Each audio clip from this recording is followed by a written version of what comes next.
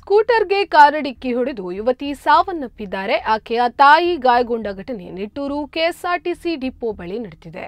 ಮೃತರನ್ನು ಶಿರ್ವ ಠಾಣೆಯ ಎಎಸ್ಐ ಸುದೇಶ್ ಶೆಟ್ಟಿ ಅವರ ಪುತ್ರಿ ಸ್ಪರ್ಶ ಎಂದು ಗುರುತಿಸಲಾಗಿದೆ. ಈಕೆ ಖಾಸಗಿ ಕಾಲೇಜಿನಲ್ಲಿ ಎಂಬಿಎ ವ್ಯಾಸಂಗ ಮಾಡುತ್ತಿದ್ದರು. ಮೃತರ ತಾಯಿ ಗಾಯಗೊಂಡು ಆಸ್ಪತ್ರೆಯಲ್ಲಿ ಚಿಕಿತ್ಸೆ ಪಡೆಯುತ್ತಿದ್ದಾರೆ.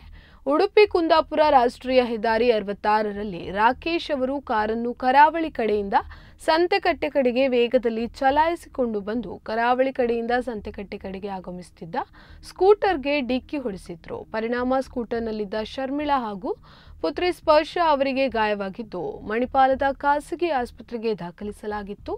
ಸ್ಪರ್ಶ ಅವರ ತಲೆಗೆ ಗಂಭೀರ ಗಾಯಗೊಂಡಿದ್ದ ಕಾರಣ ಚಿಕಿತ್ಸೆ ಫಲಕಾರಿಯಾಗದೆ ಸಾವನ್ನಪ್ಪಿದ್ದಾರೆ.